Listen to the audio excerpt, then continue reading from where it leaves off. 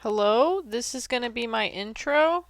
I've tried to record this several times and it didn't record, so we're going to do some test runs.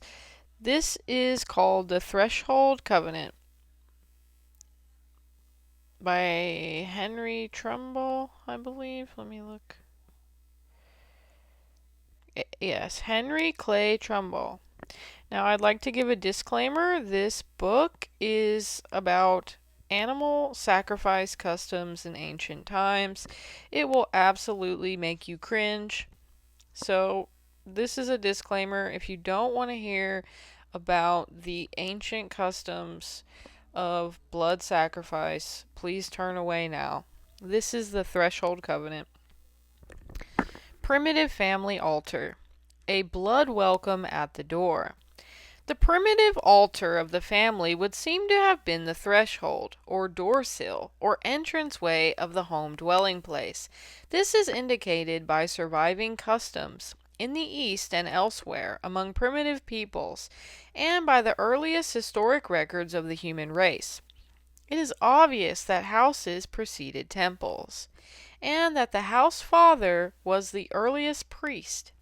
Sacrifices for the family were therefore within or at the entrance of the family domicile.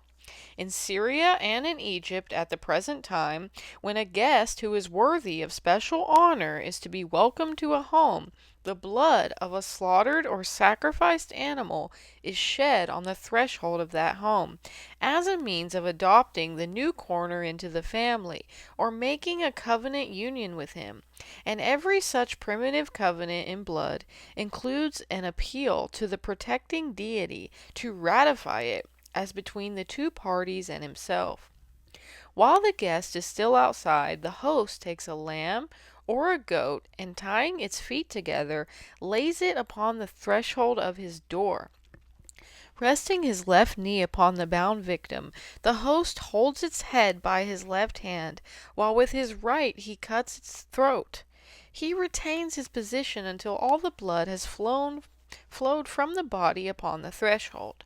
Then the victim is removed, and the guest steps over the blood across the threshold, and in this act he becomes, as it were, a member of the family by the threshold covenant. The flesh of the slaughtered animal is usually given to the neighbors, although in the case of humbler persons it is sometimes used for the meal of the guest in whose honor it is sacrificed.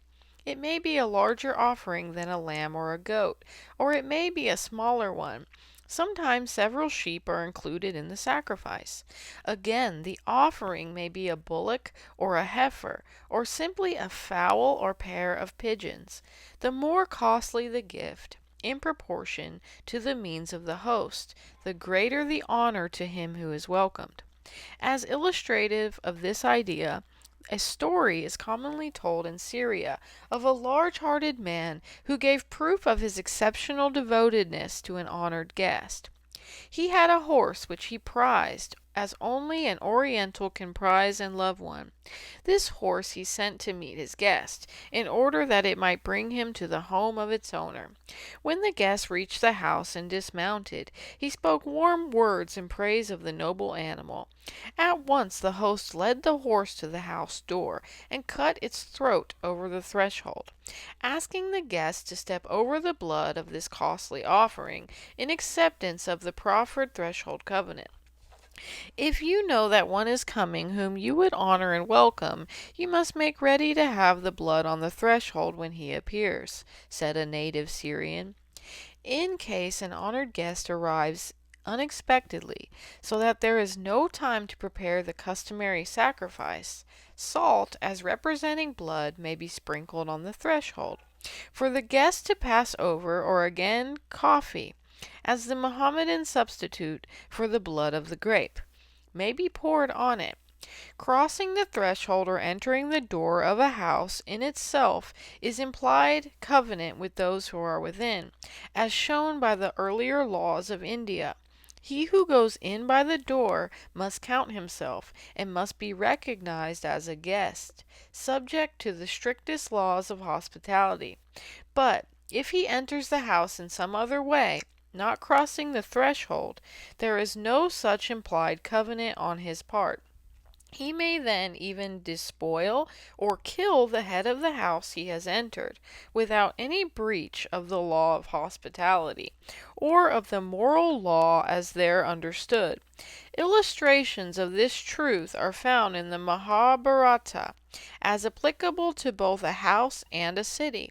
It is in accordance with the strictest law of all the law books of ancient India, that one may enter his foe's house only by advara, not by door, but his friend's house only by door.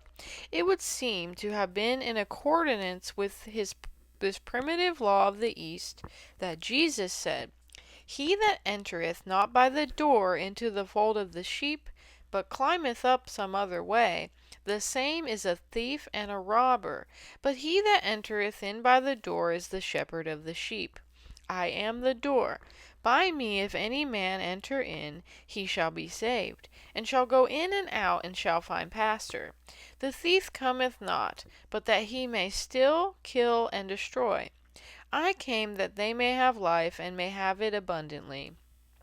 It is possible that there is an explanation in this law of the doorway or threshold of the common practice among primitive Scandinavians of attacking the inmates of an enemy's house through the roof instead of by the door. Also, of the custom in Greece of welcoming a victor in the Olympian games into his city through a breach in the walls instead of causing him to enter by the gates. With its implied subjection to all the laws of hospitality. Examples of the blood welcomed at the threshold abound in modern Egyptian customs. When the new Khedive came to his palace in 1882, a threshold sacrifice was offered at his welcome. At the entrance to the palace 6 buffaloes were slaughtered, 2 being killed just as the Khedive's carriage reached the gateway. The blood of the animals was splashed across the entrance, so that the horse's hoofs and wheels of the carriage passed through it. The flesh was afterwards distributed among the poor. When General Grant was at Asyut, on the Upper Nile, during his journey around the world, he was doubly welcomed as a guest by the American vice-consul, who was a native of Egypt. A bullock was sacrificed at the steamer landing, and its head was laid on one side of the gangplank, and its body on the other. The outpoured blood was between the head and the body, under the gangplank, so that in stepping from the steamer to the shore, General Grant would cross over it. When he reached the house of the vice-consul, a sheep was similarly sacrificed at the threshold, in such a way that General Grant passed over the blood in entering. It is also said in Egypt, "If you buy a dahabijeh, and therefore are to cross its threshold for the occupancy of your new home on the water, you must kill a sheep, letting the blood flow on the deck or side of the boat, in order that it may be lucky. Your friends will afterwards have to dine on the sheep." There seems indeed to be a survival of this idea in the custom of christening a ship at the time of its launching. In England and America, a bottle of wine, the blood of the grape, being broken on the bow of the vessel as it crosses the threshold of the deep, and a feast usually follows this ceremony also. In Zindaru or Gingiru or Zinder in Central Africa, a new king is welcomed at the royal residence with a bloody threshold offering. Before he enters his palace, 2 men are to be slain, one at the foot of the tree by which this house is chiefly supported, the other at the threshold of his door, which is besmeared with the blood of the victim.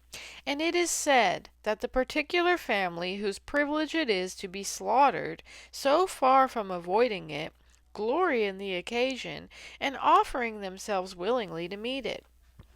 Among the Arabs in Central Africa, the blood welcome of a guest at the threshold of a home is a prevailing custom.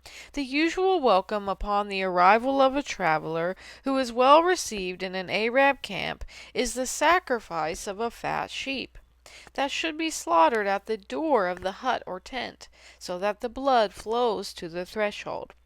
On the arrival of strangers among the primitive tribes of Liberia in West Africa, a fowl is killed and its blood is sprinkled at the doorway.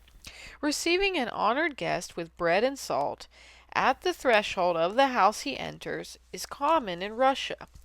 Bread and salt are symbolic in primitive thought of flesh and blood. And this threshold welcome seems to be a survival of the threshold sacrifice. To step over or across the blood or its substitute on the doorsill is to accept or ratify the preferred covenant, but to trample upon the symbol of the covenant is to show contempt for the host who proffers it, and no greater indignity than this is known in the realm of primitive